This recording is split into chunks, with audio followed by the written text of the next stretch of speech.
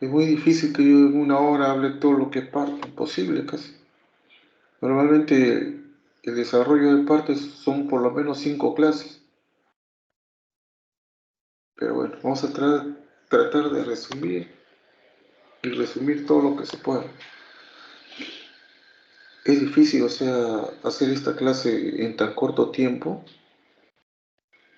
y que todo el mundo comprenda, ¿no? El día de mañana, con los alumnos que están en mi sede, vamos a hacer la práctica presencial en las maquetas sobre la atención del parto. Ahí vamos a complementar. Para el alumno que tiene su micro abierto, por favor, lo cierren todo su micro porque hace interferencia. Entonces vamos a hacer la práctica el día de mañana.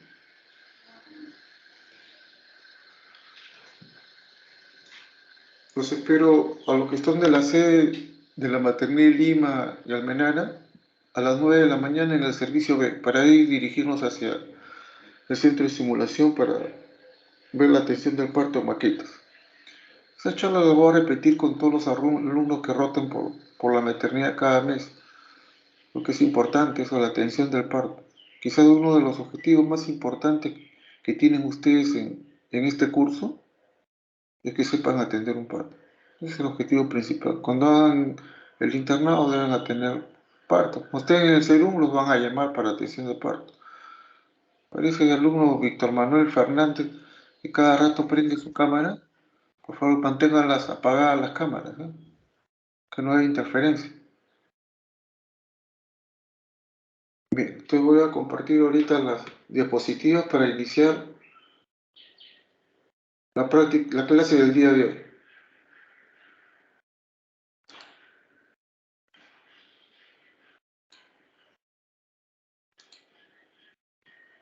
¿Se ve? Sí, doctor, ya se ve la pantalla. Ya, perfecto. Vamos a agrandar. Ya. Muy bien, como le decía, entonces vamos a dar inicio a la clase de hoy día, que es el parto eutóxico. Parto eutóxico significa el parto normal, ¿no? El parto por vía vaginal. El parto normal, eso se conoce médicamente como parto eutóxico. Lo que no es normal en el parto se denomina parto distóxico, como vamos a ver después. Bien, de acuerdo a la FIGO, un parto eutóxico o parto normal es un proceso de expulsión del feto. O sea, el feto sale del útero por vía vaginal, sale por vagina. Si sale por vía abdominal, eso es cesárea, eso es distosia. Porque digamos que para decir que es eutóxico tiene que salir por vía vaginal, encefálico. Más aún, en occipito anterior, o sea, el feto sale mirando hacia el piso. Si sale mirando hacia arriba, eso es distóxico. El occipito posterior es un parto distóxico. ¿Bien? Entonces, para que sea eutóxico debe ser en occipito anterior. O sea, su occipital debe estar pegado al pubis de la mamá y el niño sale mirando al piso. Es una de las características del parto eutóxico. El feto debe ser expulsado en forma espontánea. No se debe instrumentar, no se le debe jalar con force, con vacuum, con ningún tipo de instrumento. Eso es básico para la definición. Si ustedes utilizan un instrumento, ya sea el vacuum, ya sea el force, o puede ser una espátula, cualquier caso de eso es parto instrumentado, es parto distóxico. Entonces tiene que ser sin instrumentación, con el feto a término, es decir, después de las 37 semanas, antes es el parto prematuro, es otra cosa, y sin importar la viabilidad fetal. ¿Ya? Entonces el parto eutóxico es la expulsión del feto por vía vaginal en occipito anterior en forma espontánea, sin instrumentación y con feto a término, sin importar la viabilidad. Eso quiere decir que el feto puede nacer con Agar 1, Agar 0, Agar 9, no interesa, o sea, su viabilidad. Si cumple todos los requerimientos, es un parto eutóxico. Bien, entonces acá ustedes van a ver este proceso, la salida del feto.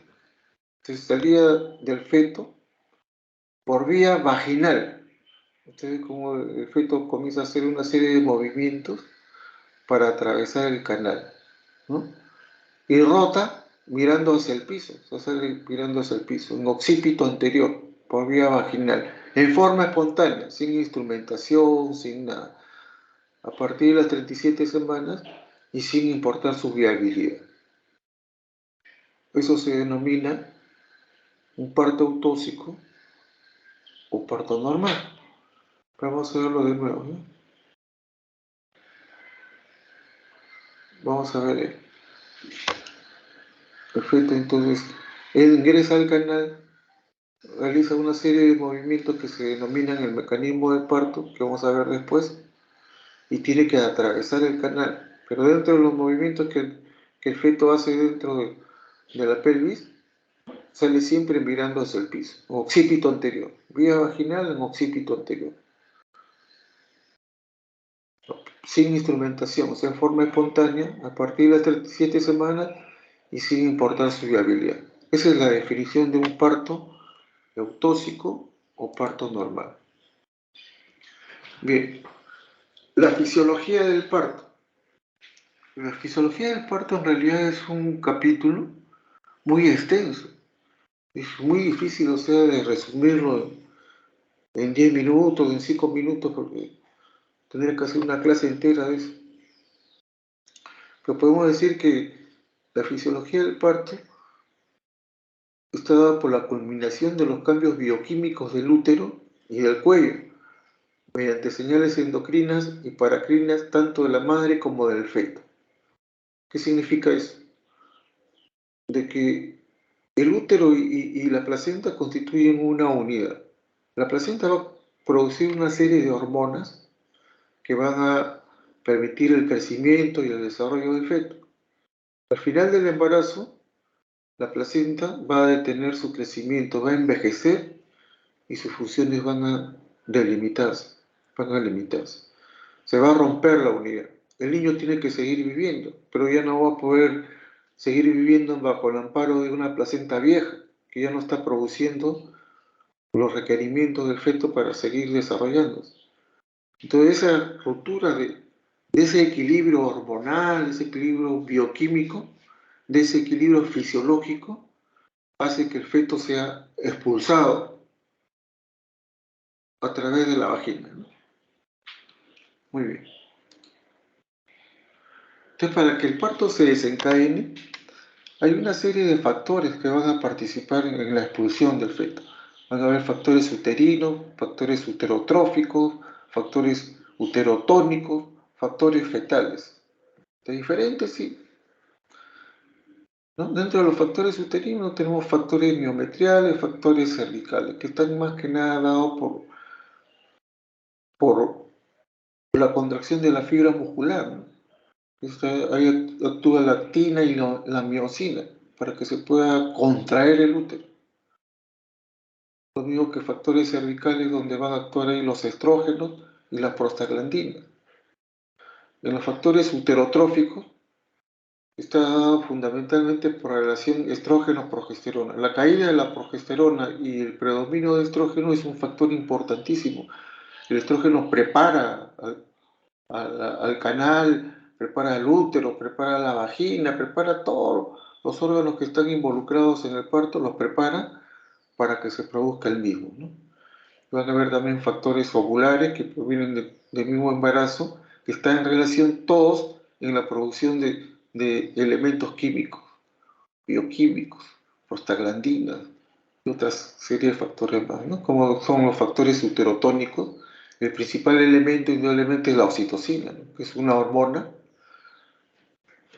es un polipéptido que se produce en el núcleo paraóptico y supraarticular del hipotálamo y se almacena en el lóbulo posterior de la hipófisis y luego va a ser liberado por acción del reflejo de Ferguson, ¿no? Es el elemento principal para la contracción uterina, la presencia de la oxitocina, ¿no? También intervienen las prostaglandinas. la E1, E2, la F2 alfa, etc. La endotelina 1, el factor activador plaquetario. Y también hay factores fetales, sobre todo hormonas dependientes del eje hipofisario suprarrenal, producción de corticoides, y la distensión uterina, que va a estar relacionada sobre todo cuando el feto es muy grande o cuando hay un embarazo múltiple. Van a ser factores que también van a desencadenar el parto, que a veces puede ser antes de tiempo. Miren, todos estos factores que están implicados, yo les recomiendo que lean, pueden leer en el William, que es el libro principal, cómo interactúan todos estos factores y se produce el parto. Sería demasiado largo que yo me ponga a hablar o a explicar cada uno de estos factores, cómo actúan fisiológicamente y bioquímicos, porque se nos iría la hora de clase. Así que queda como tarea, por favor, que ustedes lean cada uno. Ya les digo, factores uterinos, uterotróficos, uterotónicos, factores fetales. Lo más importante de estos factores son los estrógenos, progesterona y la oxitocina. Esos son los factores más importantes. Así que lean bien y cómo interactúan entre sí. Esa es tarea que queda pendiente para que estudien, ¿no? Acá estamos viendo los factores implicados y cómo van a ir interviniendo en las diversas fases, o sea, del parto, ¿no? La fase 1, que es la fase latente, luego viene a la fase activa,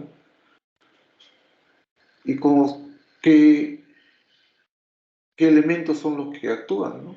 La progesterona, la prostaciclina, la relaxina, etcétera, etcétera, ¿no? Estrógeno, progesterona, los receptores de unión, la relaxina, el gluconato, etcétera. En cada una de las fases que van a hacer de que el parto se produzca más o menos así, en esta forma, ¿no? Primero la fase latente y luego ustedes ven la fase activa.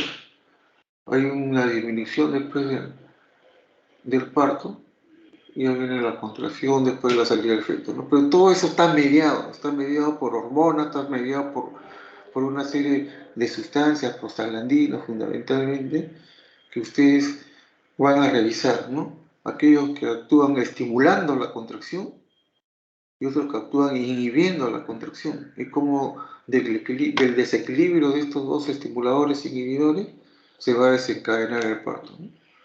Esto pueden revisarlo en el William, ahí está muy claro. Esa es la recomendación que les doy. Bien, no hablando tanto de la fisiología, sino que me interesa más la parte clínica, el diagnóstico, que es lo que ustedes van a, van a hacer, digamos, ¿no? Para poder aprender cómo se atiende un parto. Vamos a abocarnos fundamentalmente a lo que son los factores del parto, el mecanismo del parto, los periodos del parto y el manejo del parto. Eso sí es bien importante. Lo otro es teórico nada más. En esto no, que es teoría y práctica. Bien, los factores del parto. Los factores del parto son tres. El feto, que es el móvil, que es el que va a nacer. El canal o trayecto, que es por donde el feto tiene que atravesar el canal y salir hacia el exterior. Y la fuerza expulsiva, o sea, la fuerza de la contracción uterina, que permite empujar el feto desde su posición abdominal dentro del útero hasta su expulsión hacia el exterior, ¿no? Entonces son tres factores: feto móvil, canal o trayecto y fuerza expulsiva. El feto móvil, recuerden que no solamente es el feto, va acompañado de los anexos, son placenta y membranas. Y el canal o trayecto tienen el canal óseo, los revestimientos de elementos blandos, ¿no? Revisten, digamos, la pelvis ósea. Y la fuerza expulsiva, que está fundamentalmente por la contracción uterina y la contracción de la pared abdominal, de los músculos de la prensa abdominal, que mediante el pujo van a ayudar a la expulsión del feto hacia el exterior. ¿Bien? Feto, canal y contracción. No olviden, esos son los factores del parto. Entonces, otra vez volvemos a nuestro videíto. Entonces vemos, el primer factor es el feto, con sus anexos. El segundo factor es el canal óseo que está revestido de partes blandas. Y el tercer factor es la fuerza de contracción del útero. El útero se contrae, se va contrayendo y va ayudando a que el feto pueda atravesar el canal hasta que salga al exterior, ¿no? Y ustedes ven que el feto va realizando una serie de movimientos, que ese es el mecanismo del parto que vamos a ver en un instante. Pero lo que ustedes tienen que saber, conocer, son los tres factores que intervienen en el parto. Cuando alguno de estos factores se altera, se llaman distocias. Habrán distocias por el feto, distocias por el canal, distocias por la contracción uterina. Entonces, primer factor, feto, acompañado de sus anexos. Segundo factor, canal óseo revestido de las partes blandas. Tercer factor, la fuerza expulsiva, que es la contracción del útero y la contracción de los músculos de la prensa abdominal por el pujo. ¿Hasta cuándo? Hasta que el feto es expulsado al exterior. ¿Ya? Le hago hincapié. Tres factores del parto: feto, canal y contracción uterina. Muy bien. Entonces ahora vamos a ver el mecanismo del parto. Ustedes en el video anterior han visto cómo el feto, para poder atravesar el canal, tiene que hacer una serie de movimientos.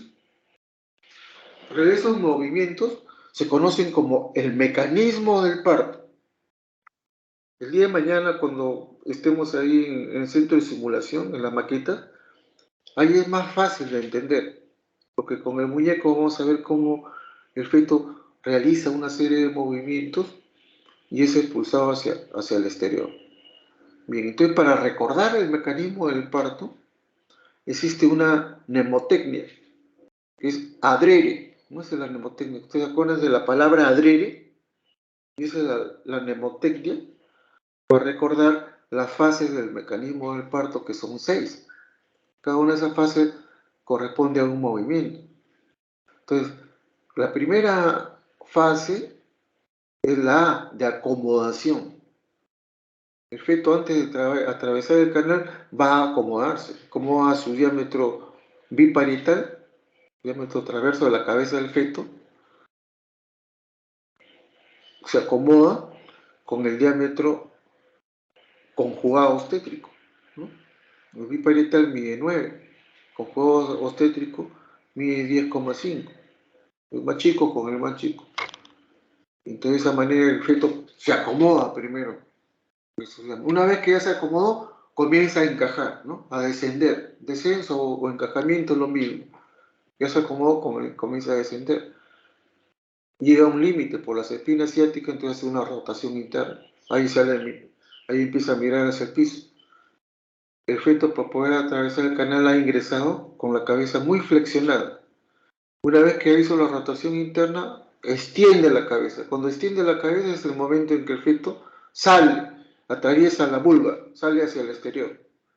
Una vez que la cabeza ya salió al exterior, se hace la rotación externa y finalmente el feto es expulsado. Yo sé que si nos quedáramos acá como mecanismo de parto, no me han entendido casi nada. Entonces vamos a ayudarnos con el video y mañana con la maqueta, ¿ya? Pero no olviden, adrere, A de acomodación, D de descenso, R rotación interna, E extensión, R rotación externa y E expulsión. Vamos a recurrir al mismo videito que estamos viendo para poder ver todos los movimientos, los movimientos, ¿eh?, del mecanismo del parto. Primero, ¿qué hace? Se acomoda. Su diámetro biparietal, miren en la imagen de arriba, se acomoda en el estrecho superior con el conjugado obstétrico, ¿no?, que va del borde inferior del pubis, va hacia el promontorio. Y el diámetro biparietal del feto se tiene que acomodar a este diámetro, que es el conjugado obstétrico. La primera fase es la acomodación. A de acomodación. La segunda fase es ya el feto se acomodó, ahora comienza a descender. Ese descenso se llama también, encajamiento. Entonces se ven que la cabeza ha encajado profundamente. Entonces, si quisiera salir así de frente, no puede. ¿Por qué? Porque están las espinas ciáticas que no dejan que la cabeza siga bajando.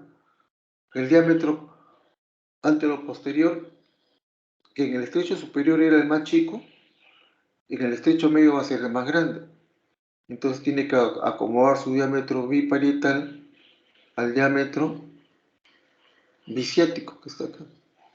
Entonces para eso tiene que rotar, para que el biparietal pase por las espinas ciáticas. Así como están las espinas ciáticas no lo dejan pasar.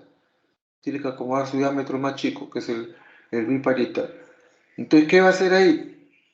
Después que ya encajó la tercera fase, ¿cuál es? La rotación interna. Rotan, ustedes ven cómo rota ahí, ya rotó. Entonces se hizo occipito anterior, hizo la rotación interna, acomodó su diámetro biparietal a las espinas ciáticas. Muy bien. Entonces, una vez que rotó, va a comenzar a estirar la cabeza, a extender. Y es ahí cuando sale, ¿no? Ahí extiende la cabeza, ustedes ven que salen mirando hacia el piso, es un occipito anterior. Si ustedes quieren sacarlo ahí, no va a poder porque los hombros no van a poder atravesar el estrecho medio. Entonces va a tener que volver a rotar para que salga primero un hombro y después el otro hombro y pueda ser expulsado el feto. Si ya salió la cabeza, ahora faltan los hombros.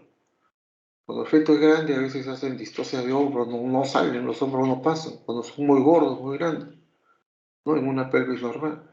Pero en un parto normal, estamos hablando de una señora con una pelvis normal y un feto de peso normal, parto de peso normal.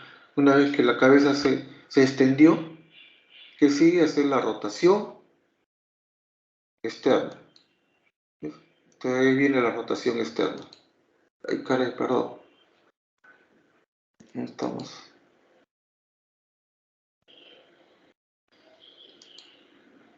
Entonces sale primero un hombro, después sale el otro, y luego se termina de expulsar todo el feto. Ese es el mecanismo del parto. Las 6 fases que ustedes conocen. Mnemotecnia, adrede. A, de acomodación. Se acomoda primero. D, de descenso. Descenso es el encajamiento. Encaja la cabeza dentro de la pelvis. De costado, ya no puede seguir bajando. R, de rotación interna. Rota internamente.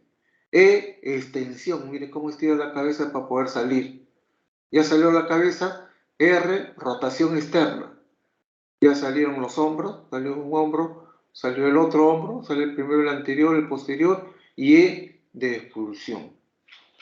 Esas son entonces las fases del mecanismo del parto que mañana nosotros vamos a poder revisar con más detenimiento en las maquetas. Muy bien, entonces hemos hecho lo que es la definición del parto, hemos visto algo de fisiología del parto, que como tarea revisar mayormente. Hemos visto los factores del parto, el mecanismo del parto, y ahora vamos a ver los periodos del parto.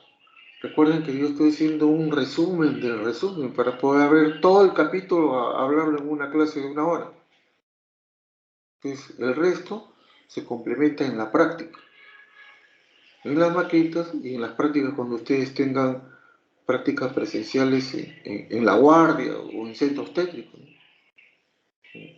Con la paciente o estén viendo el parto y ahí ustedes van a complementar todo lo que es parto. Muy bien, entonces ahora vamos a ver los periodos del parto. Los periodos del parto son tres periodos. El periodo de dilatación, el periodo expulsivo y el alumbramiento. Esos son los 3 periodos del parto. Periodo de dilatación, periodo expulsivo y el periodo de alumbramiento. Después de la salida de la placenta, o sea, después del alumbramiento, se inicia el puerperio. Entonces, algunos autores dicen, un momento, el parto no termina con la salida de la placenta, sino 2 horas después. Es el puerperio inmediato. ¿Por qué? Por el alto riesgo que tiene la paciente de complicarse, de sangrar, incluso de morir. ser una hemorragia postparto y la paciente se muere si no tiene el tratamiento adecuado. Entonces, esas 2 horas que siguen el alumbramiento son vitales. La paciente permanece en centros técnicos. El médico le está controlando permanentemente sus signos vitales, está controlando la contracción del útero y está controlando el sangrado vaginal. Si después de 2 horas todo está normal, ya podemos respirar tranquilos, ya la paciente puede ir a su servicio, ¿no? Ahí va a estar 2 días, ya sale del puerperio inmediato y pasa al puerperio inmediato. Usted va 2 días, se termine de recuperar sobre todo de sus funciones biológicas, de que los controles vitales estén normales y sale de alta al tercer periodo del puerperio, que es el puerperio tardío, ¿no? Que son 40 días más. Pero lo importante entonces en el parto es el puerperio inmediato, porque ahí es cuando se mueren las pacientes. Las pacientes no se mueren en el periodo de dilatación ni en el expulsivo, raras veces en el alumbramiento, se mueren en el puerperio inmediato, ahí se mueren. Y la mayor causa de muerte en este periodo es la atonía uterina. También puede ser por desgarros, o puede ser por retención de arresto placentario, o puede ser por alguna coagulopatía. Pues el momento más peligroso, o sea, en la atención del parto, esta etapa, las 2 horas que siguen el alumbramiento. Por eso, como les repito, algunos autores prefieren incluirlo el puerperio inmediato como un periodo extra del parto, donde hay que controlar minuciosamente para que la paciente no se vaya a complicar y se vaya a morir, ¿no? Pero en general, en el parto mismo se consideran estos 3 periodos que lo vamos a empezar a desarrollar. El periodo de dilatación, el periodo expulsivo, el periodo de alumbramiento, ¿no? Que son los 3 periodos que se vive el parto desde el punto de vista teórico. Y en la práctica, por el control que tenemos que hacer, debemos incluir este puerperio inmediato para no confiarnos y decir, no, el parto ya terminó, ya deja el papá. No, quédense al lado de su paciente, que es un momento más peligroso. Bien, vamos entonces a desarrollar cada uno de estos periodos. En el periodo de dilatación empieza con las contracciones uterinas, que son regulares, los cuales va a producir cambios cervicales, ¿no? Y finaliza cuando la dilatación es máxima, o sea, 10. Comienza cuando el cuello comienza a dilatar. Para hablar del trabajo de parto en el periodo de dilatación, tienen que haber 2 cosas: contracciones uterinas regulares y tiene que ver dilatación. Recuerden que la duración de este periodo en una nulípara es más o menos de 8 a 12 horas y en una multípara es de 4 a 6 horas, teniendo una velocidad de dilatación de 1.2 centímetros por hora en caso de la nulípara y de 2 centímetros por hora en caso de la multípara. Recuerden que las contracciones tienen ciertas características, ¿no? Que son frecuencia, duración, intensidad. Entonces empecemos por la intensidad, es de 30 a 50 milímetros, dura de 40 a 60 segundos y tiene una frecuencia que son 2 a 3 contracciones en 10 minutos. Si ustedes en 10 minutos tienen que evaluar cuántas contracciones se presentan en 10 minutos. Lo normal es que en 10 minutos haya de 2 a 3 contracciones, eso es normal. Que dure 40 a 60 segundos y la intensidad sea de 30 a 50 milímetros de mercurio. Recuerden que las contracciones cuando son de 25 milímetros o menos no duelen. El paciente no se queja, no le duele porque son de baja intensidad. En cambio las contracciones del trabajo de parto que ya están entre 30 y 50 sí duelen, son dolorosas. En menor o mayor rango según la paciente, ¿no? Según el umbral de dolor de la paciente. Algunos van a sentir más dolor, otros van a sentir un dolor mediano y otros van a sentir un dolor leve, pero siempre aparece el dolor. Bien, este periodo de dilatación tiene 2 fases, la fase latente y la fase activa, ¿no? La fase latente es la más larga, es como decir, desde que comienza a dilatar, ahí está casi en 2, ¿no? Pero eso empieza desde 0. 0, 1, 2, puede durar 2, 4, 6, 8 horas, se acepta hasta 20 horas que puede durar la fase latente, hasta que la dilatación llegue entre 2 y 3, que llegue a 3 centímetros. Menos de 3 es fase latente, más de 3 es fase activa. Ustedes ven que la fase activa que está acá a la derecha tiene a su vez tres subfases.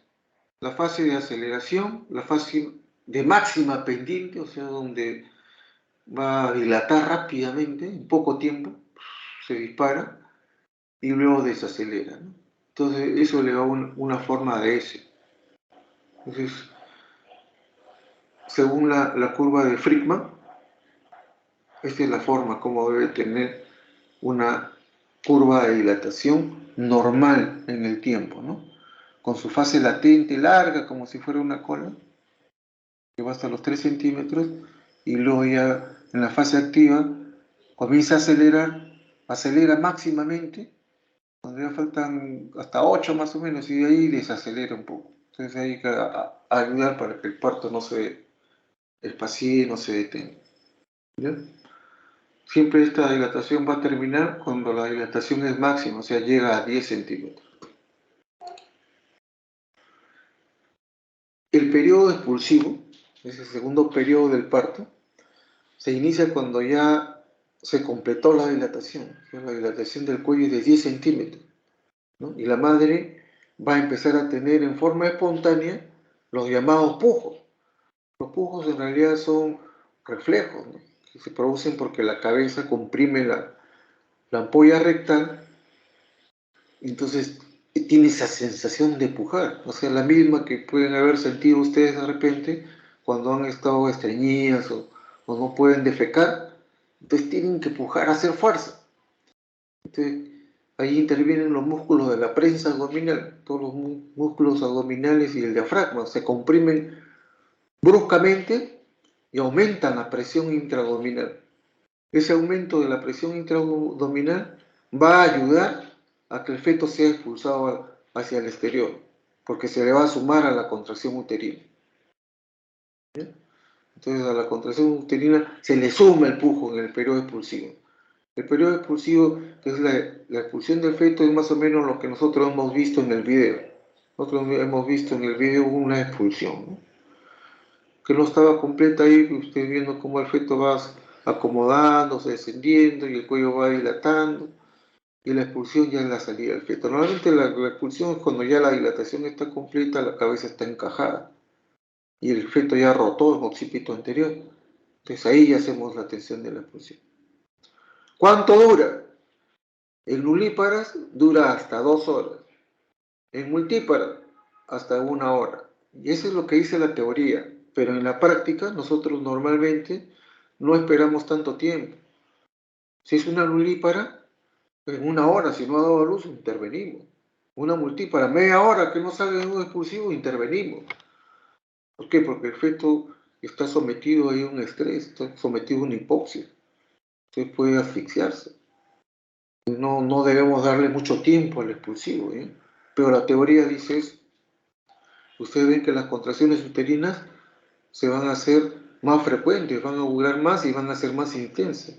La intensidad hasta 60 milímetros, la duración va a durar de 60 a 90 segundos. Y la frecuencia, que era de 2 a 3, van a ser de 5 contracciones por lo menos en 10 minutos. Entonces ustedes ven cómo se ha incrementado todos sus valores de la dinámica uterina, de la contracción uterina. Eso va a favorecer la expulsión, ¿no? Y si a esto se le suma el pujo, después va a poder ser fácilmente expulsado. El tercer periodo es el periodo de alumbramiento, ¿no? El periodo de alumbramiento se refiere a la salida de la placenta. Una vez que el feto sale, uno corta el cordón, clampa el cordón queda colgando. Entonces, ¿qué falta? La salida de la placenta. Esa salida de la placenta, ¿cómo se llama? Alumbramiento. No es que, como algunos dicen, no, ha alumbrado un bebé. No, esa es una bestialidad. El término no es ese. Alumbrar al bebé no se alumbra. Lo que se alumbra es la placenta. El alumbramiento es la salida de la placenta. Una vez que ya nació el niño, te falta que salga la placenta. Entonces, ¿cuánto dura eso? En espera, más o menos 15 minutos. O sea, 15 minutos después de haber nacido el bebé, debe salir la placenta acompañado de todos sus anexos.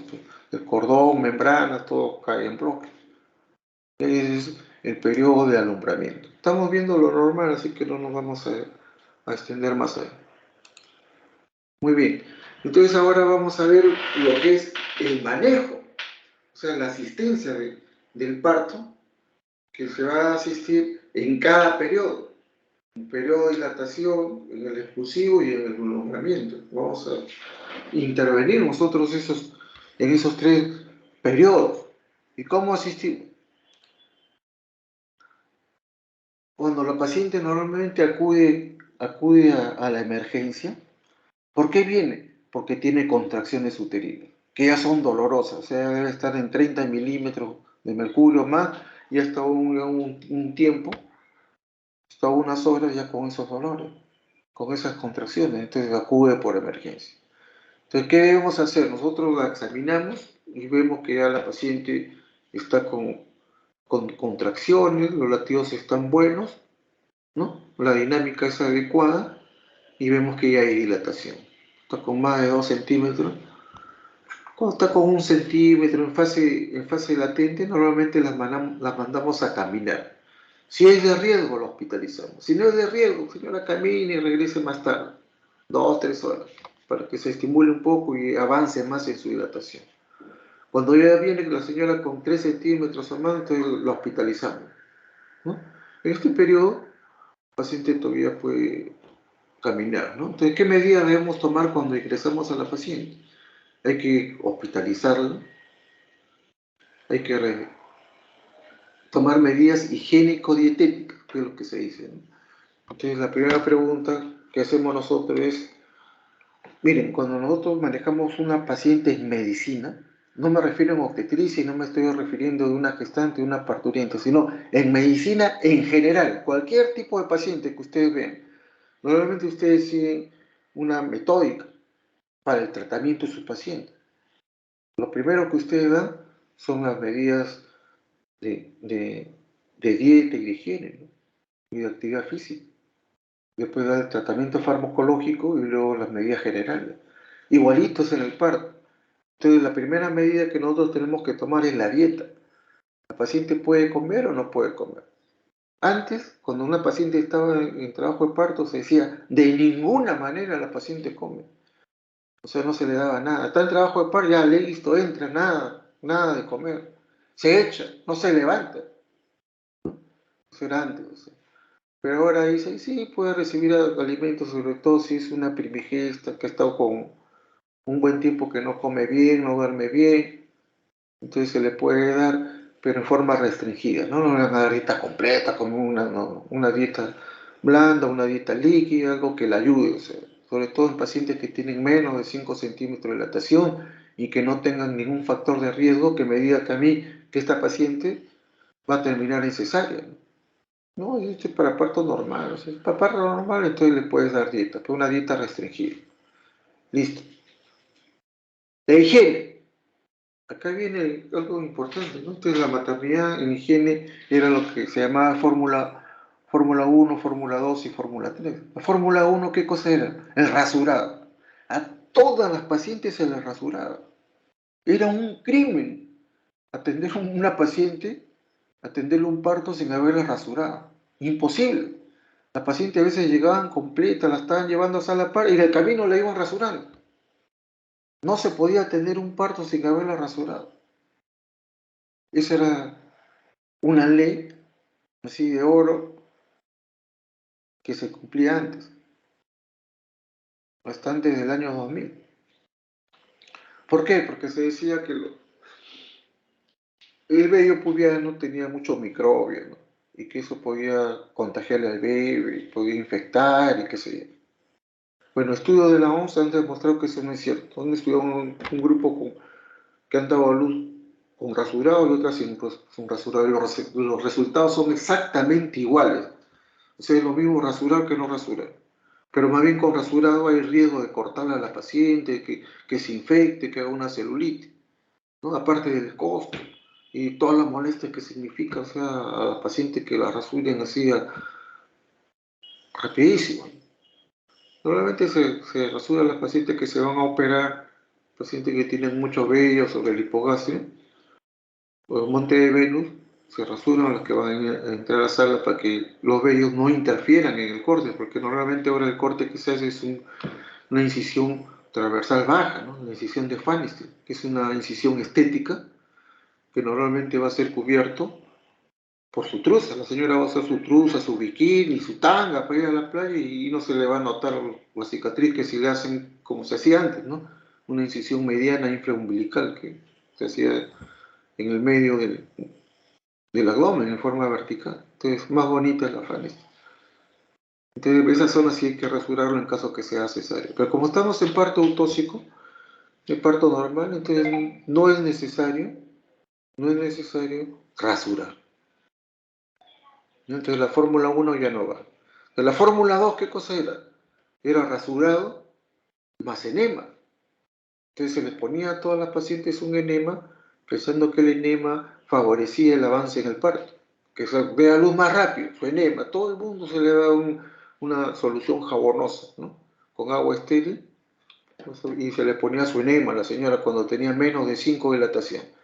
Entonces eso la llevaba al baño, evacuaba, quedaba limpia la ampolla rectal y se precipitaban las contracciones. Igualito, la OMS hizo también un trabajo multicéntrico para demostrar si eso era cierto o no, y se demostró que el enema no ayuda en nada en el avance del parto. Le ponen enema una y otra y el parto va a evolucionar igual. Lo que sí es que limpia la ampolla rectal y cuando uno atiende un parto, no hay la posibilidad de que ya la paciente defeque, ¿no? Elimine sus heces en el momento que el niño nace porque sale con mal olor y encima de que puede contaminar todo el material, contaminarlo al bebé. Entonces, en lo particular, yo en la parte privada, sí, yo siempre pongo un enema, pero le pongo un Evacol, ¿no? Que es un enema medicado que lo compro ya en farmacia, se le aplica y listo. ¿Y por qué eso? ¿Por qué se dejó de usar el enema? Porque una vez en Rebagliati, en los años 90, a fines de los 90, le indicaron, pues es indicada de rutina, a todas las parturientas con menos de 5, enema. Entonces el médico indica a una paciente que está con 2 centímetros, le pone su enema, indica y enema, y a ver, pues evacuante, listo.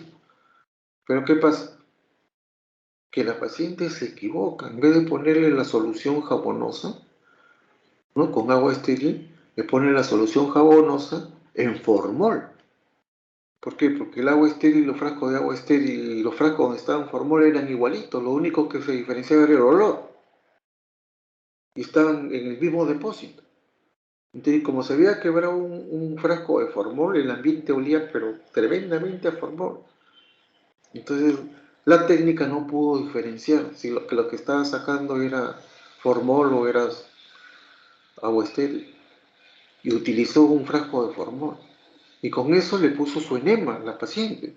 O sea, le puso un enema de formol.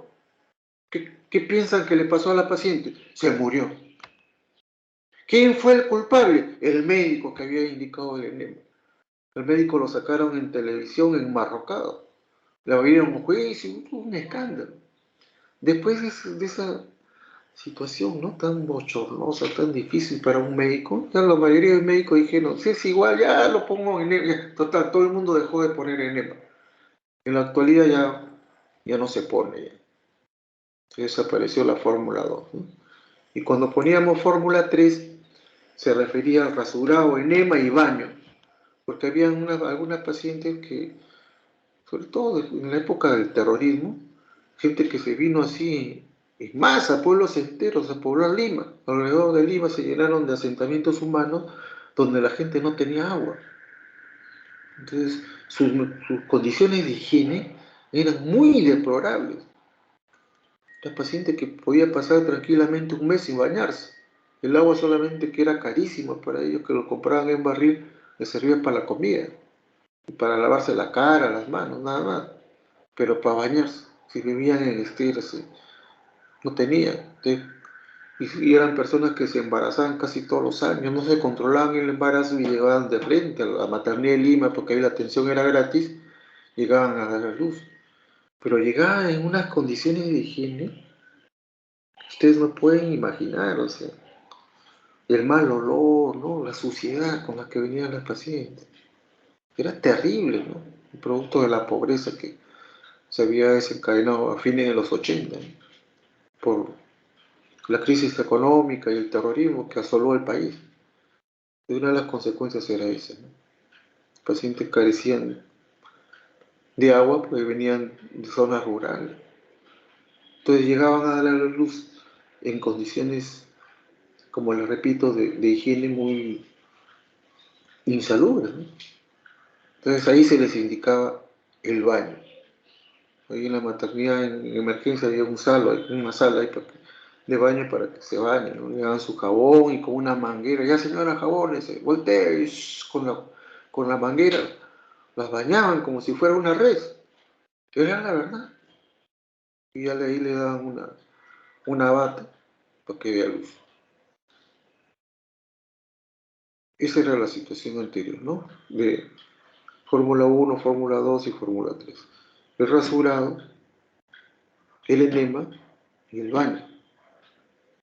Actualmente el perfil de las pacientes que ya acuden a la maternidad, las pacientes que quieren ser rasuradas, ellas mismas se rasuran en su casa. Y viene así, por si acaso, ya se rasura. Listo, ¿no? El enema no se pone salvo en la parte privada cuando uno no quiere atender en medio de las heces.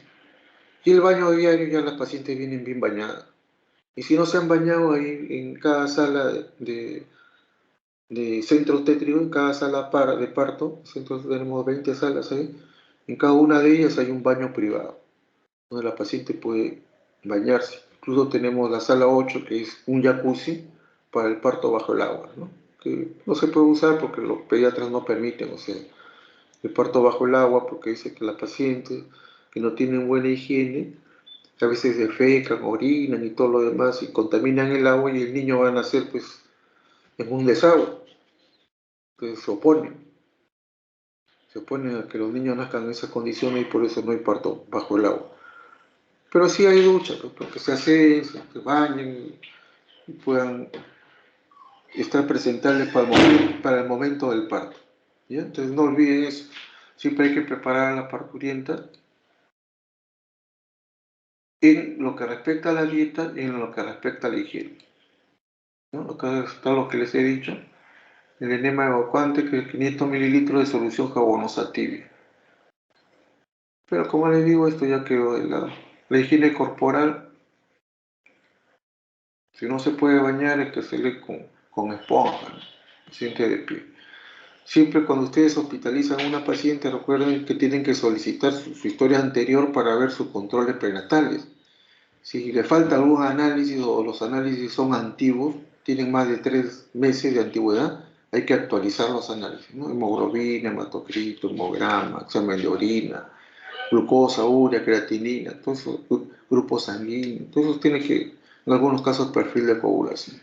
Hay que actualizar todos los análisis para tener un conocimiento exacto de cómo está yendo la paciente al parto. Siempre determinar los factores de riesgo. Cuando hay algún factor de riesgo, por ejemplo, yo digo, no, este feto me parece grande, o esta pelvis está al límite, o estos latidos no me gustan, están medio alterados. Te digo, pero voy a darle chance de parto. No, esta cabeza está alta, creo que no va a salir. Tengo duda, porque tiene un factor de riesgo la paciente. Entonces, esa paciente debe entrar con una vía endovenosa permeable con solución salina. ¿Por qué? Porque pueden terminar en sala de operaciones. A esa paciente que puede terminar en sala, entonces yo no le voy a dar de comer, porque siempre toda paciente que va a sala de operaciones tiene que estar por lo menos 5 horas con el estómago vacío. Si yo le doy de comer y a la hora termina en sala, entonces va a empezar a vomitar por la anestesia. Y se puede aspirar, puede ser una neumonía de aspiración, puede morirse incluso. Ten mucho cuidado con la comida. Siempre hay que saberla indicar, ¿no? La posición de las parturientas también es bien importante, ¿no? Algunas pacientes que están iniciando su trabajo de parto pueden caminar normalmente, no hay problema que caminen. Pero hay otras que no se puede permitir que caminen, ¿no? Si ustedes han decidido de que camine, entonces tienen que haber ciertas condiciones, ¿no? Que las bolsas estén íntegras, que no haya ruptura prematura de membrana, ¿no? Que la cabeza ya haya avanzado, esté encajada, la cabeza que no esté flotando, porque se rompe la fuente y se puede salir el cordón y es un prolapso de cordón. de mucho cuidado. Entonces las membranas deben estar íntegras y la cabeza debe estar encajada, ¿no? Sobre todo que no haya ningún tipo de distocia, anomalía que pueda alterar el trabajo de parto. Entonces ustedes la pueden hacer caminar a la paciente. La posición vertical es la mejor posición, no solamente en este periodo, también en el expulsivo. Muchas señoras, o sea, reclaman, piden dar a luz en posición vertical, ya sea parada de cumplías, arrodillada, pero en posición vertical. Y por efecto de la gravedad, favorece la salida. El parto es más espontáneo, más fácil, prácticamente el médico no tiene mucho que intervenir ahí. ¿Ya? Entonces eso es algo importante que ustedes deben tomar en cuenta. Los controles maternos, ya ustedes saben que hay que tomar siempre, o sea, los controles vitales, ¿no? La temperatura, la presión, el pulso, determinar el estado de hidratación, de nutrición. Todo eso se hace en forma periódica, ¿no? El pulso, la frecuencia respiratoria, la presión arterial. Esos signos vitales se tienen que evaluar siempre entre dos contracciones. No se deben tomar cuando la paciente está en plena contracción porque se altera. Cuando ya le pasó la contracción y antes que venga la siguiente, ahí se toma la presión, el pulso y todo lo demás. ¿Sí? Porque esta presión puede variar con la contracción. Entonces, hay que tomarla en las mejores condiciones. Siempre de preferencia con la paciente sentada. Toma la presión arterial, no echada, sino sentada. Es la mejor forma de tomar la presión y sin contracción. No se olviden de la contracción de la dinámica uterina, ¿no? Esto vamos a hacer en el partograma. Ustedes ven ahí lo que le decía, la curva de Friedman, ¿no? Que en 1954 describió Friedman. Ustedes ven ahí en esta curva, periodo largo, que es la fase latente, que va desde 0, 2, 3, y en 4 entra la fase activa. La fase de aceleración, de máxima pendiente y luego de desaceleración. Es una curva sigmoide, entonces, tal como estaba en el anterior, ¿no? Y ahí cada cuarto de hora nosotros también debemos evaluar, además de la dilatación, nosotros cada cuarto de hora debemos evaluar las características de la contracción, frecuencia, duración e intensidad, ¿no? Y el tono. Eso es fundamental para ver cómo va evolucionando nuestro parto. La exploración vaginal no es algo que se haga a cada rato, sino según el caso, ¿no? Ustedes tienen que ver los cambios en el cuello. ¿Y qué cambios en el cuello? Ustedes que el cuello primero se centraliza, se ablanda y luego se comienza a cortar, ¿no? Ustedes ven acá primero un cuello donde todavía no se ha borrado totalmente y no hay dilatación, en el número 1. En el número 2, ustedes ven que el cuello ya se borró, se incorporó totalmente y el cuello se empieza a abrir. Acá está con 1 centímetro de dilatación, apenas entra un pulpejo de dedo. Ya se incorporó 100%. Y en el cuadro 3, ustedes ven que el cuello ya se abrió más. Entonces va a permitir que pasen 2 dedos abiertos, más o menos 5 centímetros. Y acá cuando ya se terminó de dilatar totalmente, ustedes van a examinar y solamente van a encontrar cabeza, no van a encontrar, alrededor de la vagina no van a encontrar nada de cuello. El cuello desapareció. Entonces dice, como la cabeza mide 10, entonces tú dices, está con 10 de dilatación. Dilatación está completa, ya no se palpa cuello. Si palparan un cuellito y un borde se puede rechazar. Pero lo ideal es que el cuello no se palpe, entonces está con dilatación 10, ¿no?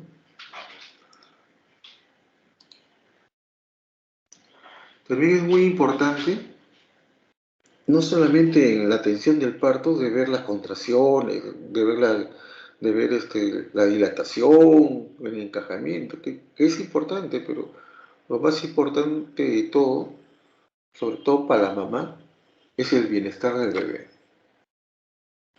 La señora está siendo sometida a un trabajo de parto y ella quiere irse al final de todo su sacrificio que ha significado hacer su embarazo, llevar su embarazo y someterse al parto. Quiere irse con un bebé sano y depende mucho de nosotros. los que atendemos el parto. Nosotros tenemos que controlar para que no se complique, para que ese feto no se vaya a asfixiar. Porque si se asfixia, se muere. Y si no se muere, queda con secuelas neurológicas irreversibles. La peor de todas es la parálisis cerebral. Pues pueden hacer con otro tipo de secuelas. A veces secuelas que en el momento del parto son imperceptibles. Dice, ha nacido con el quad, pero ya se recuperó, está bien. Pero esas secuelas se van a ver a largo plazo, ¿no? Cuando el niño vaya al colegio, de repente no va a rendir bien, va a tener déficit de atención, o va a ser un niño hiperquinético, va a ser un niño que va a tener un aprendizaje limitado. Entonces, ¿qué hacen muchas mamás? Le pegan al niño, que piensa que lo hace a propósito y no saben que es producto del daño que tuvo durante el trabajo de parto. Se dañaron sus neuronas, entonces el niño ya no va a responder igual. Entonces, este momento del periodo de dilatación es fundamental en el control del parto. Lo más importante, les vuelvo a repetir, es de que uno debe controlar el bienestar del feto. ¿Y cómo sé yo si el bebé está con un bienestar adecuado? Simplemente con el control de la frecuencia cardíaca fetal, ¿no? Que los valores normales de los latidos fetales están entre 120 a 160 latidos por minuto. No debe salirse de ese intervalo. La taquicardia nos puede indicar que está en estrés o que ya está haciendo un sufrimiento fetal agudo inicial, ¿no? El sufrimiento fetal agudo es la presencia de hipoxia y o acidosis en el feto. Cuando hay bradicardia, ya el feto está descompensado.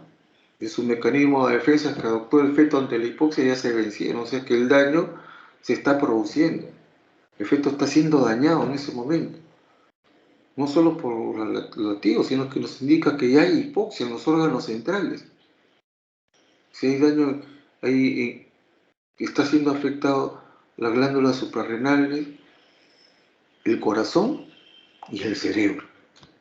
La suprarrenal y el corazón, no hay problema, porque aunque se le mueran células, se van a regenerar. Pero el cerebro, si se dañan las células, ya no se regeneran. Ya.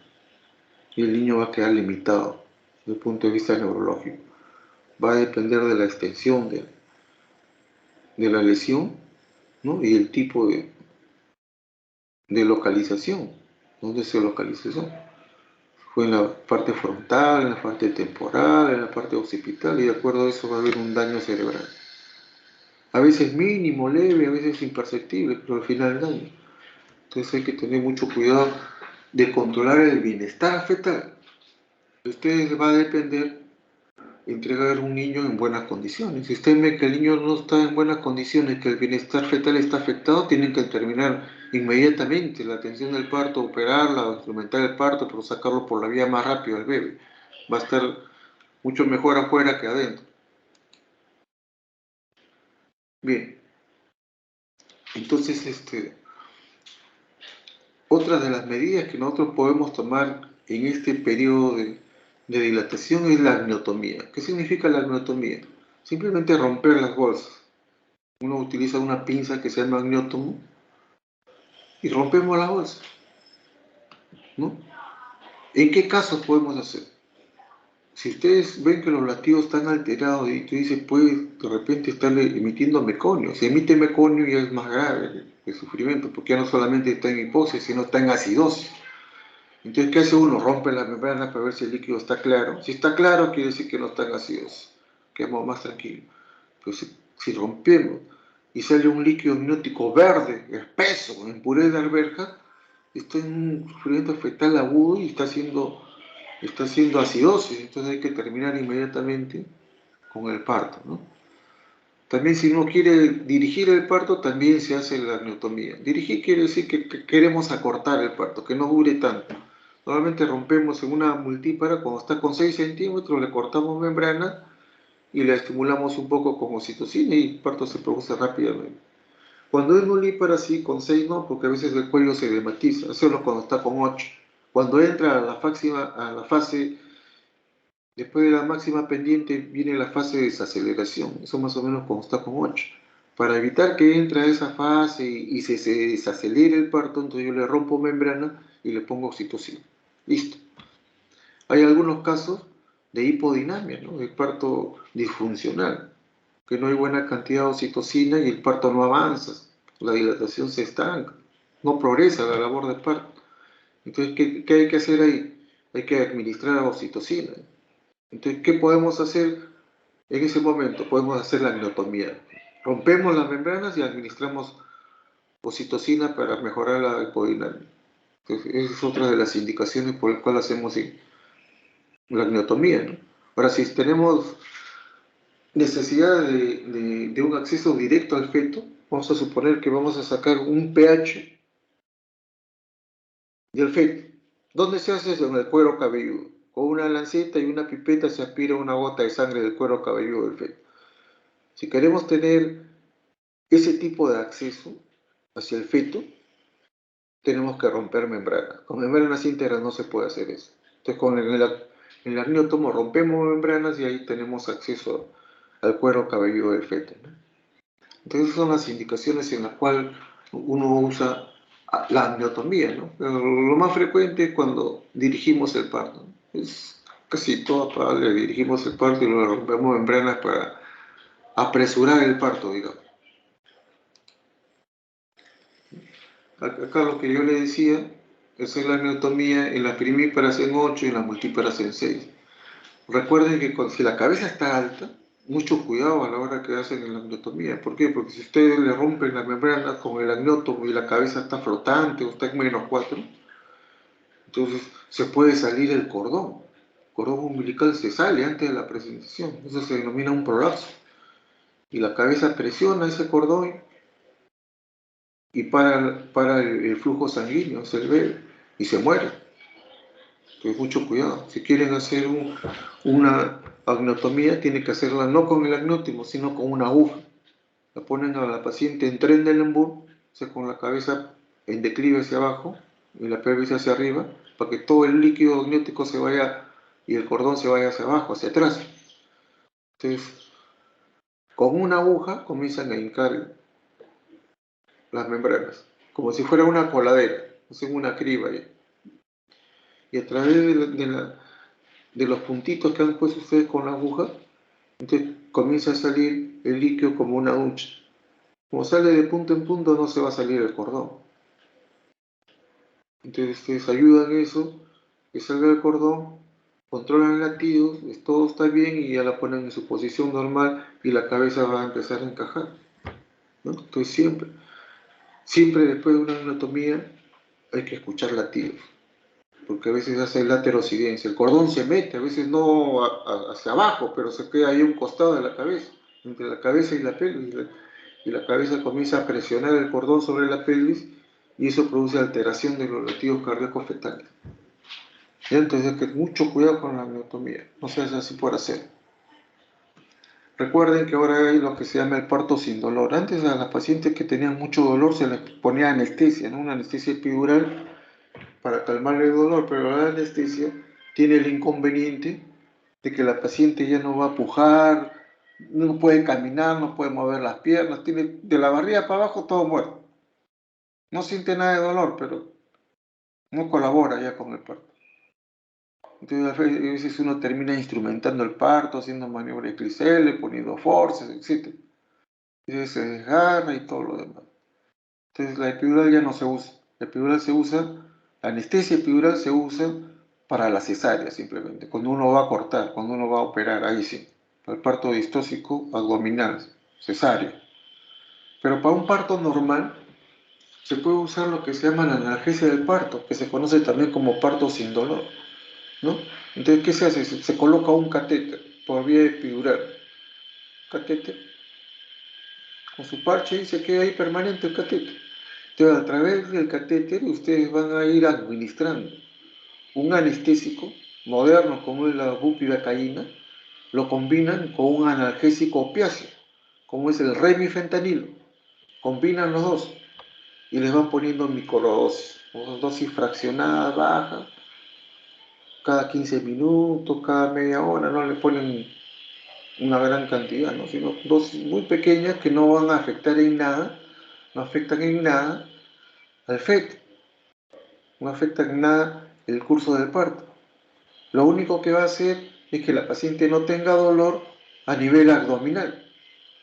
Entre el pubis y el tórax, toda esa parte desaparece el dolor. Ya las contracciones se presentan, pero ya no duelen.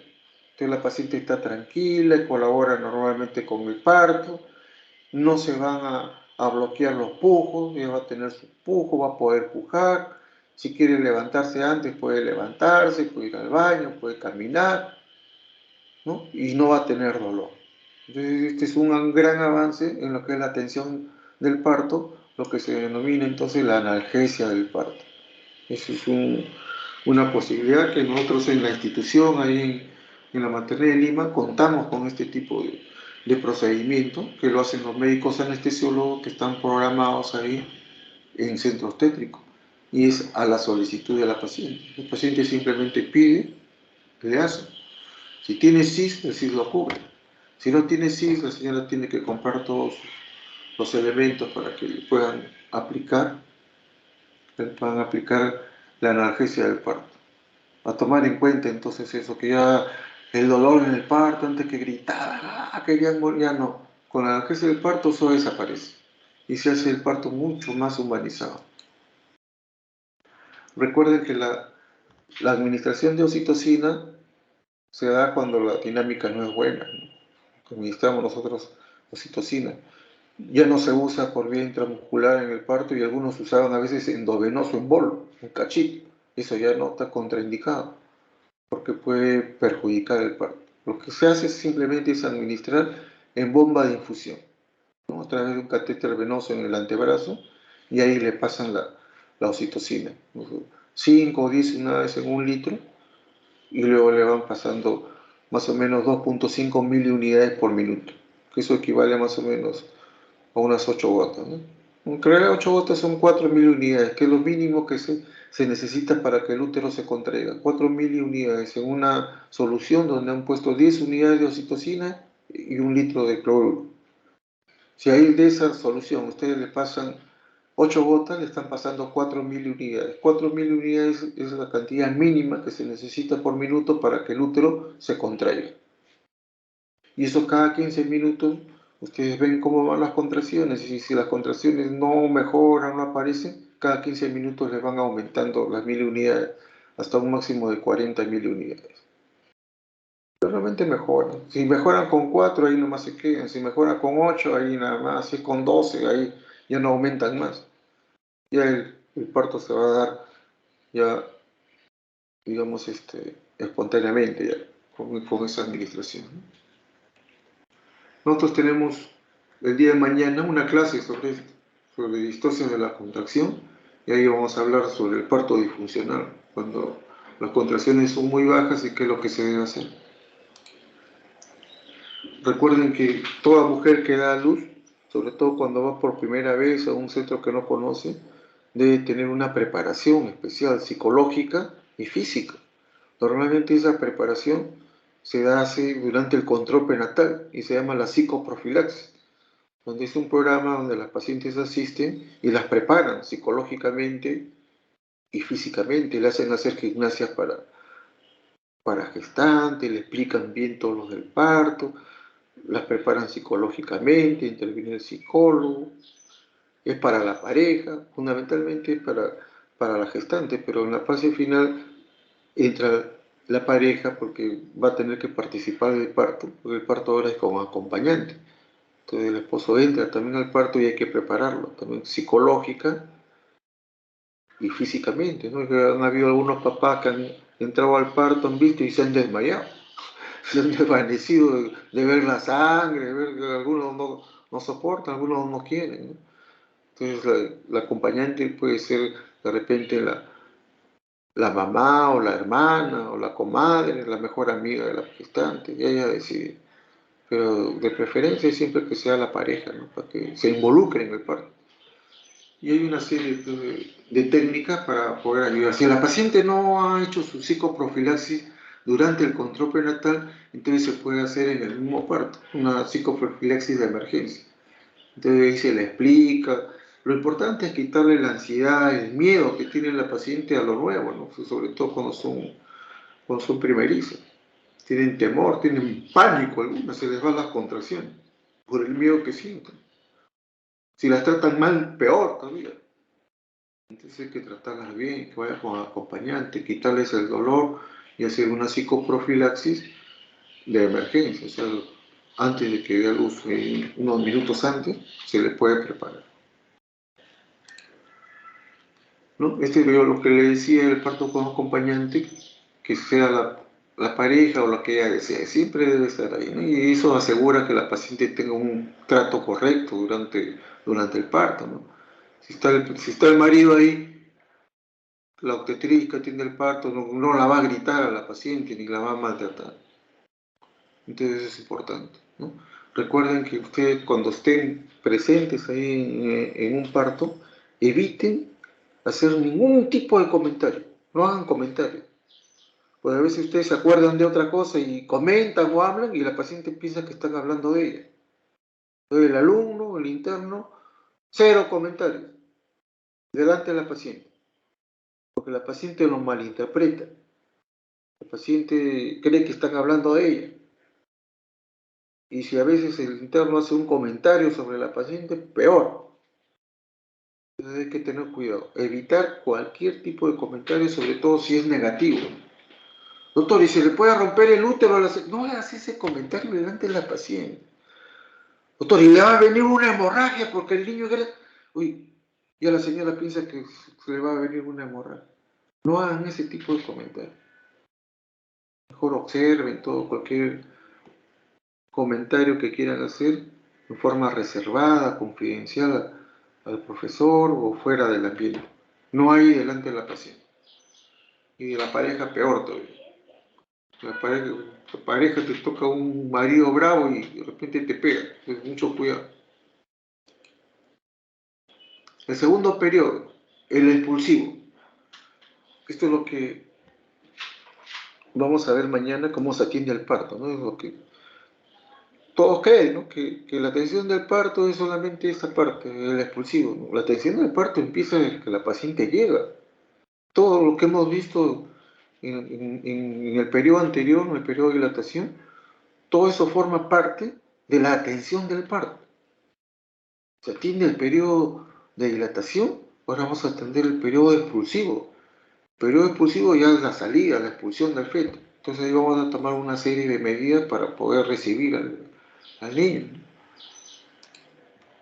Entonces, ¿qué hacemos? La ponemos en litotomía, ¿no? O sea, en posición ginecológica, hacemos la antisexia, ¿no?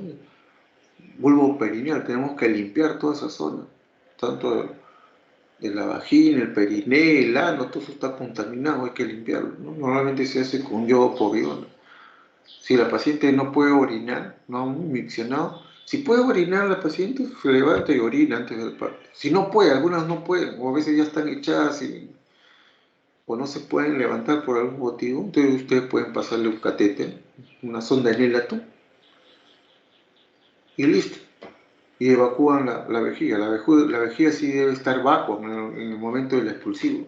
Si la vejiga está llena, no va a dejar que el feto atraviese bien el canal, ¿no? Entonces ustedes hacen una limpieza, asepsia, evacuaron la vejiga, colocan sus campos estériles, que en el caso de la maternidad es un poncho simplemente, poncho ya armado, se coloca el poncho y listo.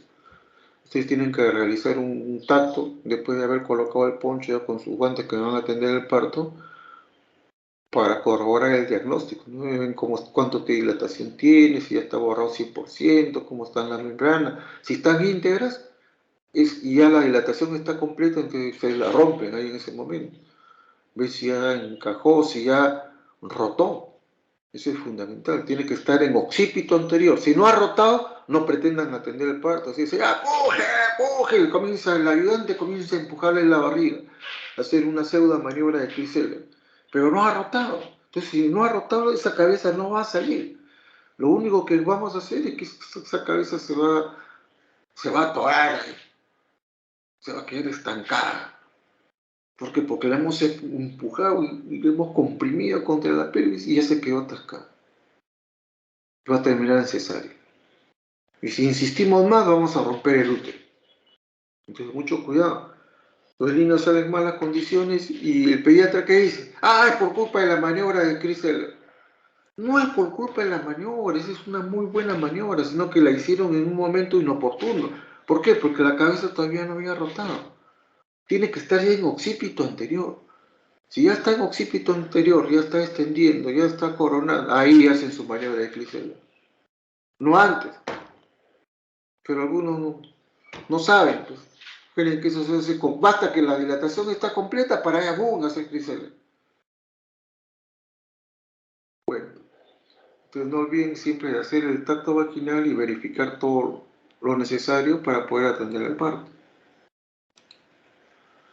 Tienen que preparar su instrumental, le van a dar una mesita en mayo donde colocan todo en forma ordenada, todo el material que van a utilizar, tanto para la atención de la mamá, para el epicio, la limpieza de los campos, como para la atención del recién nacido, ¿no? Donde van a poner todo su instrumental. Recuerde que para la atención del expulsivo, el parto debe ser de la forma más rápida y menos traumática, tanto para la madre como para el feto. Ya les dije, no hay que esperar mucho tiempo para sacar al niño. Y no hay que ser tosco ni hacer maniobras innecesarias ni nada que puedan lesionar al bebé. En el expulsivo normal, en la práctica no debe superar 60 minutos. En las primíparas y 30 en las multíparas, que es la mitad de lo que decía la teoría, ¿no? Antes, cuando hablaba de la teoría, decía 2 horas en primípara y 1 hora en multípara. En la práctica, eso no es así. En la práctica lo hemos reducido a la mitad. Una primípara máximo 60 minutos y una multípara máximo 30 minutos para sacarlo. Si ven que no sale, ustedes toman medidas. Y si no sale con las medidas, lo operan. Recuerden que la paciente debe dominar la técnica de los pujos, ¿no? Entonces, ¿qué hace la señora? Primero, aspira aire. Cuando está ya con contracciones, tienen que esperar que la contracción sea máxima. Comienza a contraerse el útero. Cuando ya se contrajo al máximo, entonces la paciente toma aire profundamente y aguanta la respiración y comienza a empujar con toda su fuerza como si estuviese defecando, como si estuviese estreñida, ¿no? Eso es lo importante. Ahí comienza a empujar con toda su alma, hacia abajo, como si estuviese defecando, igualito que una defecación. Y de esa manera va a ayudar a la expulsión del feto. El pujo es muy importante, o sea, para la expulsión. Cuando no hay pujo, la paciente no puja mal, el parto se va a complicar, se va a alargar, no va a salir. Una desgracia va a ser. Es bien importante eso, que la paciente domine la técnica de pujo. Y ustedes tienen que enseñarle. Normalmente le enseñan en la psicoprofilaxis, pero si no ha tenido psicoprofilaxis, ustedes mismos tienen que enseñarle a la paciente a pujar, ¿no? En algunos casos, ya les dije, pueden hacer la maniobra de Klisteller siempre y cuando la cabeza haya rotado a occipito anterior. Se hace con ambas manos abiertas. En el fondo uterino, durante la contracción, el ayudante va a empujar al feto, empezando desde el fondo, en dirección al canal, para ayudar eso va a ayudar a que la cabeza del feto se desprenda, ¿no? Recuerden que también se puede hacer episiotomía, que es un corte perineal, ¿no? Pues episiotomía mediana, medio lateral, que eso ya es materia de una clase, donde nosotros vamos a hacer ese corte, ¿para qué? Para evitar que se desgarre la paciente. Que a veces el desgarro a veces se estalla y se puede producir en cualquier zona, en los genitales, a veces cerca del clítoris o está el meato urinario, que son muy difíciles de reparar o sangran mucho. Cuando si ustedes hacen un corte limpio abajo, en el periné, mucho mejor, es más fácil de reparar, queda todo intacto cuando ustedes dominan la técnica y conocen bien la anatomía del periné. Entonces acá vemos esta etapa en que se empieza a ver la cabeza, ya la dilatación está completa, la cabeza está extendiéndose y saliendo al exterior. Entonces se llama coronación, está coronando la cabeza, ¿no? Ahí se ven ya que la cabeza va protruyendo cada vez más, ¿no? Está coronando. Ahí debe estar en occipito anterior. ¿En qué fase del mecanismo de parto está? En la extensión. El feto está extendiendo su cabeza, siguiendo la curvatura del sacro. Extiende su cabecita y va apareciendo. Está en occipito anterior, debe salir mirando hacia el piso. Acá ya salió mal. Recuerden que con una mano ustedes deben proteger el perineo y con la otra deben mantener la flexión de la cabeza para que no extienda bruscamente, porque eso puede lesionar, puede desgarrar tejido. Ella salió, entonces con ambas manos como si fuera una cuchara, vamos a agarrar más o menos en la zona temporal, con nuestra palma de las manos, dedos cerrados, dedo medio dirige en la apófisis mastoide, cerramos todas las palmas sobre la superficie del cráneo fetal y los dedos pulgares deben ir paralelos a la sutura sagital. Agarran y lo hacen rotar. Si era izquierda, rotan el occipital hacia la izquierda. Si era derecha, lo rotan a la derecha. Tienen que saber la posición previa. A veces no saben la posición. Rota solo. Le dice, señora, puje un poquito, puja y solito el feto rota. Nosotros lo rotamos nosotros mismos como parte de nuestra destreza en la atención del parto, ¿no? Pero si no saben cuál es la posición, el feto rota solo. Ahí ya rotó. Están llevando la cabeza hacia abajo. ¿Para qué? Para que salga el hombro anterior. Este es un occipito izquierda, ¿no? En una posición izquierda, entonces han rotado el occipital hacia la izquierda. Es una rotación externa. Y ahora tiene que nacer el hombro, que está hacia adelante. En este caso es el hombro derecho. Para eso llevan la cabeza hacia abajo y sale el hombro derecho. Y luego la suben hacia arriba para que salga el hombro inferior, que sería en este caso el hombro izquierdo, ¿no? Hay que evitar jalar, como está haciendo acá este cirujano, con esta lámina a propósito, porque acá podrían lesionar el plexo braquial que está debajo de la axila del feto, ¿no? Mucho cuidado cuando uno tiene. Solamente jalar de la cabeza, caderas y pies, son los tres únicos sitios donde uno puede tocar al feto. Prohibido tocar cualquier otra zona. Prohibido tocar tórax, brazos, porque se puede fracturar. Una vez que sale el niño, lo primero que hacer es que secarlo para evitar la hipotermia. Luego se clampa el cordón, el clampaje ahora es tardío, no se hace a los 2 minutos, no sabemos. Lo secan, todo el niño está llorando, le miden el agua al minuto. Entonces, quesito, clampan el cordón y lo cortan, ¿no? Ustedes ven ahí, está ligando el cordón, está clampando. Siempre, una vez que el niño nació, ponerlo siempre sobre el pecho de la madre para favorecer el apego, ¿no? Para que la mamá quiera a su niñito, que el niñito también va a querer a su mamá, se va a acurrucar ahí con su mamá, va a buscar que lactar. Entonces eso crea una gran relación entre madre e hijo. Es bien importante, o sea, ponerlo al niñito. Claro, esto se puede hacer siempre y cuando el niño haya nacido en buenas condiciones, ¿no? Pues si el niño ha nacido con algún problema, hay que llevarlo inmediatamente al neonatólogo. El neonatólogo lo lleve y le haga la reanimación, lo que sea necesario, y ya no se puede perder tiempo en hacer este tipo de procedimientos, o sea, de apego. ¿Qué quedaría para después, no? Luego viene la atención del tercer periodo, que es el nombramiento, que es la salida de la placenta, ¿no? Recuerden que para que la placenta salga hay cuatro maniobras. La primera, que no es ninguna maniobra ni nada, es el alumbramiento espontáneo. ¿Qué quiere decir? Ustedes simplemente se sientan y esperan que la placenta se salga sola. Eso, a veces solito, a los 5 o 10 minutos, ¡plá!, se cae la placenta sola. A veces, no es lo más frecuente, pero puede suceder. No se asusten, a veces sale el niño y seguido con la placenta. A veces, no es lo más frecuente. ¿Qué maniobras pueden hacer? La maniobra de Credé, ¿no? Que ustedes comprimen el fondo uterino con la mano izquierda y jalan el cordón con la derecha. Eso se puede hacer cuando uno está en una cesárea. En una cesárea pueden usar la maniobra de Credé. Si eso lo hacen en un parto vaginal, corren el riesgo de que el cordón se arranque y la placenta se quede dentro, o a veces se invierte el útero. Se jala el útero se invierte. Si les sucede eso en una cesárea, inmediatamente lo reducen, ¿no? Pues si les resulta, Si se invierte en un parto vaginal, eso es todo un problema, porque para reducirlo, sube la sala de operación. La maniobra más común es la maniobra de Brand, ¿no? De Brand-Andrews. Se comprime con la mano izquierda la cara anterior del útero hacia arriba y hacia atrás, por encima de la sínfise del pubis, y se mantiene el cordón con la mano derecha. El día de mañana que tenemos las charlas ahí en el taller de simulación del parto en las maquetas, ahí les voy a enseñar cómo es la maniobra de Brand para que todo el mundo sepa, ¿no? Y existe una cuarta posibilidad, que a veces la placenta no sale, está muy adherida. Utilicen cualquiera de las maniobras y no sale.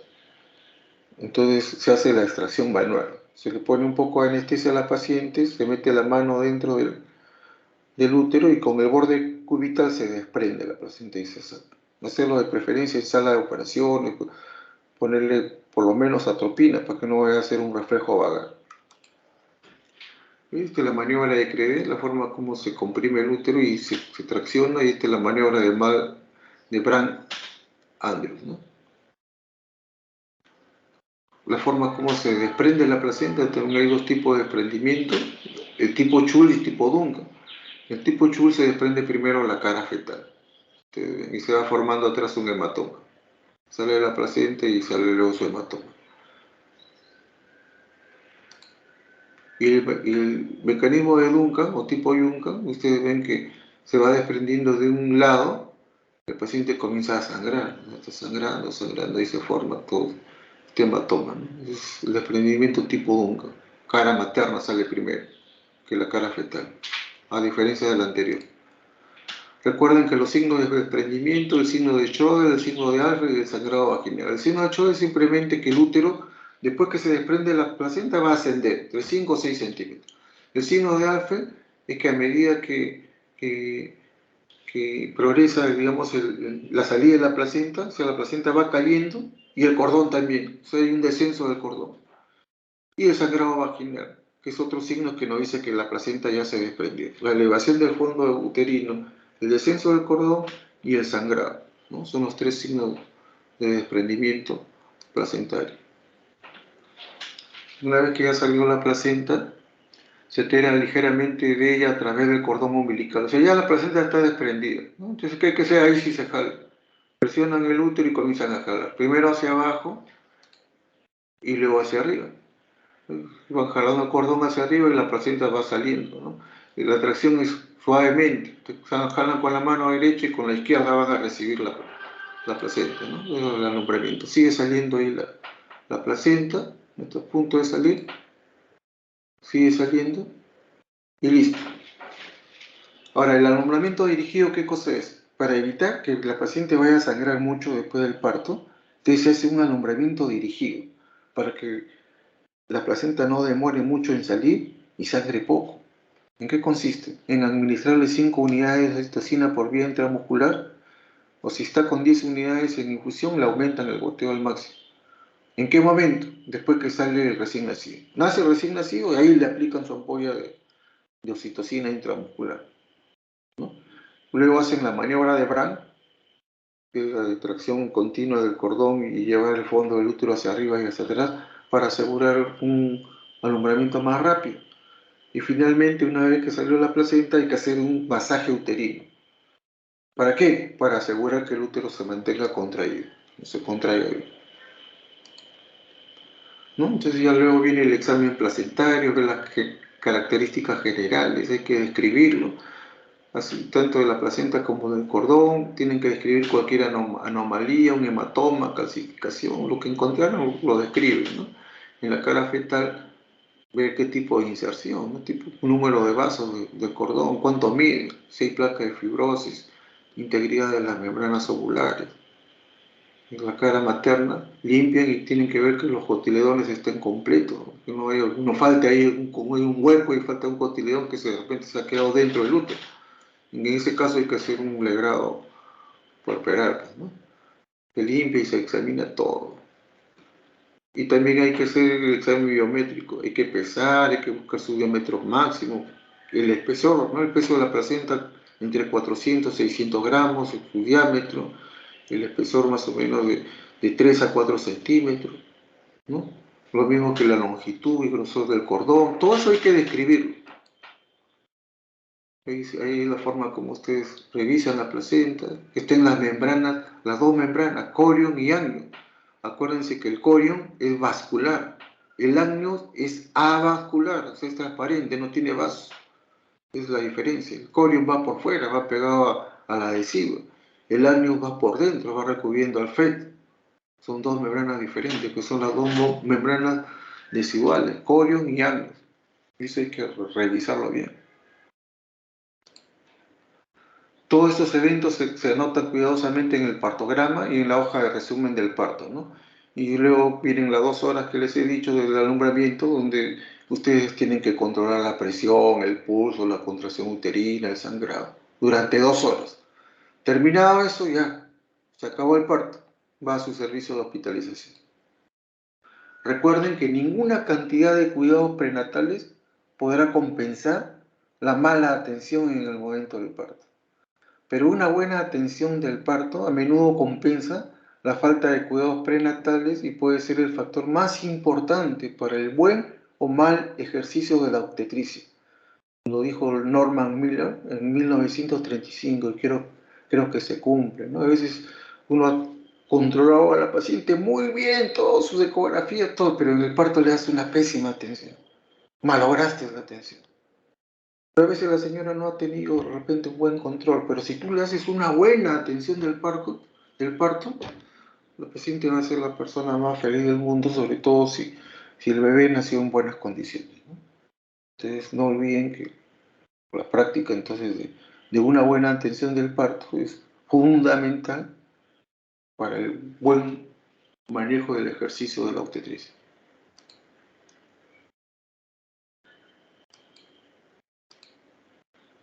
Bien, muchas gracias. Si hubiera preguntas, hemos tratado de amoldarnos al tiempo. Si ustedes tuvieran alguna pregunta, o pueden hacerla si gustan, cuando me toque hacer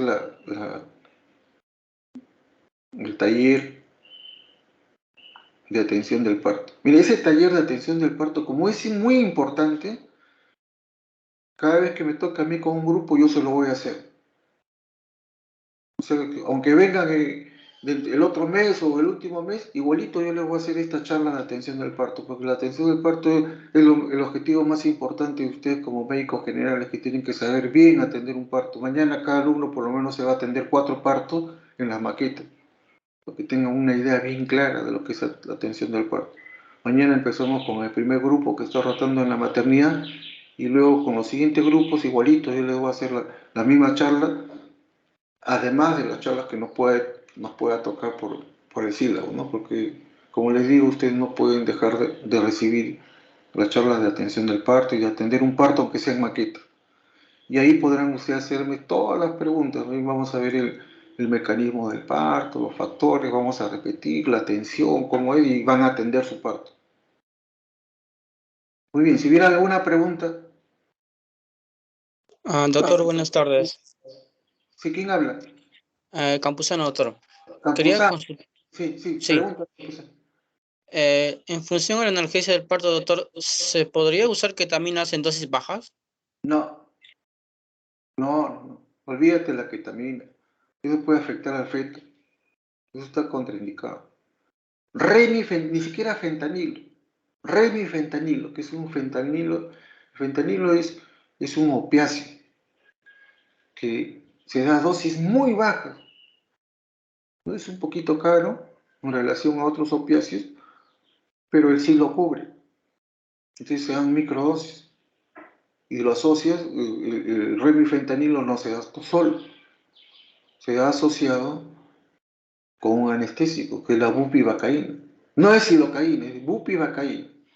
Te asocias tú esos dos componentes y lo das a dosis muy bajas a través de un catéter epidural. Por ahí le vas administrando, por ahí le vas administrando. Como el parto dura varias horas, tú no tienes que ponerle una dosis muy grande porque le va a anestesiar las piernas, le va a anestesiar todo. Nosotros solamente queremos analgesia del parto, para que la paciente pueda colaborar en el parto. Entonces por ahí le vas poniendo las microdosis cada 15 minutos, cada 20 minutos, cada vez que sea necesario. Y con eso, adiós dolor. Ya se acabó eso de que las pacientes gritaban, que se escuchaba en todo el hospital cuando gritaban para la atención de un parto. Ya no hay eso, es una atención moderna del parto que se llama el parto humanizado, ¿no? Donde hemos tratado de resolver todos los problemas que habían antes, ¿no? El maltrato. ¡Cállate! ¡Puja! Le decían así las obstetrices antiguas, les pegaban a las pacientes, las golpeaban, las maltrataban. El marido ni siquiera lo dejaban entrar al hospital, estaba ahí afuera del hospital. A veces venía el marido al día siguiente teniéndole su caldito de pollo, la señora había fallecido. Así era antes. Y no digo acá en la maternidad, ni siquiera en el Perú, porque a nivel mundial, en todos los países del África, del Asia, todos los países subdesarrollados, así era la atención del parto, ¿no? Los pacientes estaban como carneros, en un solo cuarto había 4, 5, 6 pacientes dando luz al mismo tiempo. Una gritaba, se contagiaba de la otra, y una obstetriz que quería matar, se desesperaba de escuchar tantos gritos, mañana, tarde y noche. Y todas, ¡cállate! ¡Puja! ¡Pum! Los golpes, ¿no? El famoso cállate y puja. Todo eso se acabó. Pero cada paciente está en su ambiente privado, con el profesional médico que le va a atender. La paciente está en compañía de su esposo o de la persona que ella decida, en un ambiente cálido, con una temperatura adecuada, ¿no? Temperatura para la atención del parto es la temperatura neutra, de 26 grados. Normalmente nosotros lo usamos en estufa, en verano no es necesario, pero en invierno sí, ¿no? Y hay personal pues calificado, tanto de enfermería, de obstetricia, como de neonatología. Están listos para atender y están los anestesiólogos también dando la analgesia del parto. Pues la paciente ya no tiene dolor, está acompañada en un ambiente cálido, donde tiene todo ahí tiene baño, tiene todo, y está sola en su cuarto, con el médico que la está atendiendo, ¿no? El médico residente o el interno, más la pareja, y está monitorizada. En caso de cualquier complicación, se termina por vía alta, ¿no? Y la paciente puede elegir si quiere dar parto en forma horizontal o en forma vertical, porque las camillas que compramos nos permiten eso. Entonces, eso es el parto humanizado. Instaurado en la maternidad de Lima ya hace varios años, que nos permitió ganar un par de concursos, tanto a nivel MINSA, a nivel instituto del MINSA, como a nivel de la Sociedad Nacional de Industria, porque mejoramos mucho los indicadores nosotros con el parto humanizado.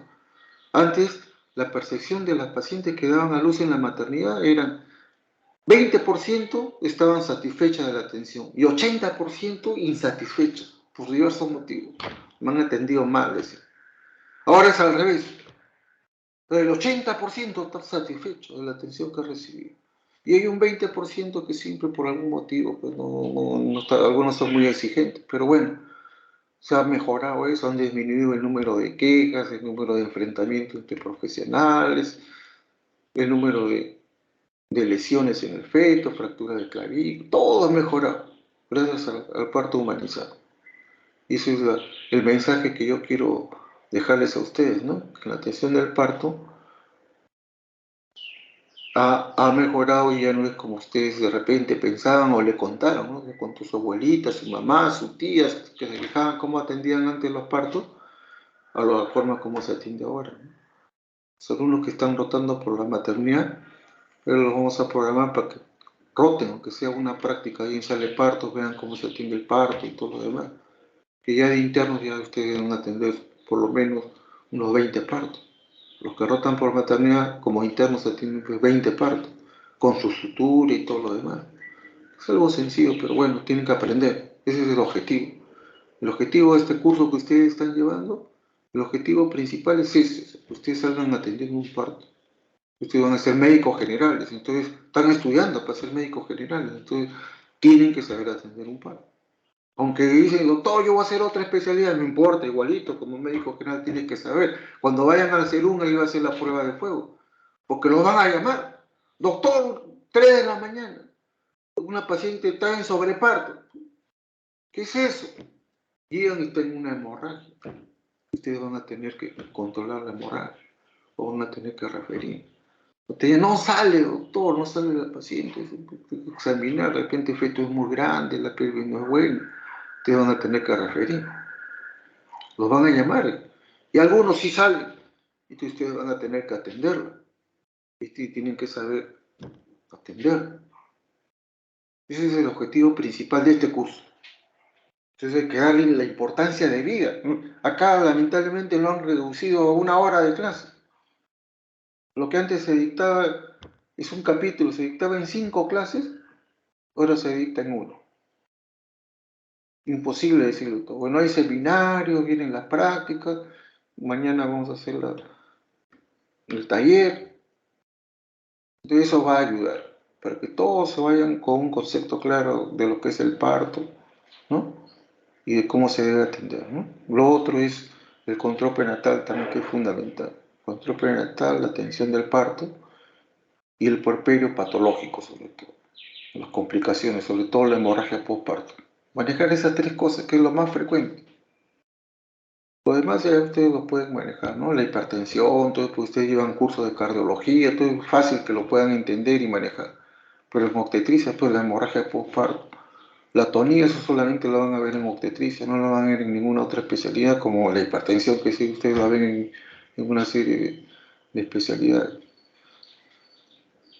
Bien, si hubiera alguna otra pregunta.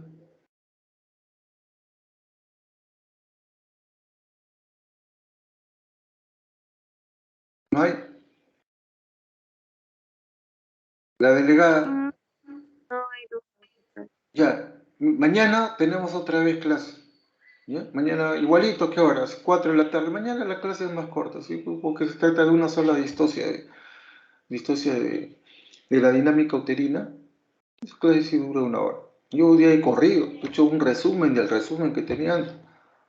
De 100 diapositivas he tenido que bajar a 62.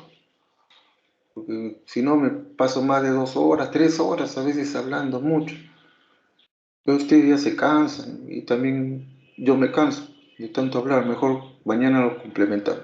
¿Ya? Ahí me hacen todas las preguntas que crean conveniente. Me hacen mañana en la... Voy a pasar lista, por favor, no se vayan. Voy a bajar la lista, porque me piden a mí la lista. Descargar lista de asistencia. A ver, está descargando. Listo, se descargó. Muy bien, entonces eso sería todo, chicos. Que tengan muy buenas tardes. Muchas gracias por su atención y nos vemos mañana a la misma hora. ¿Ya? Cuídense.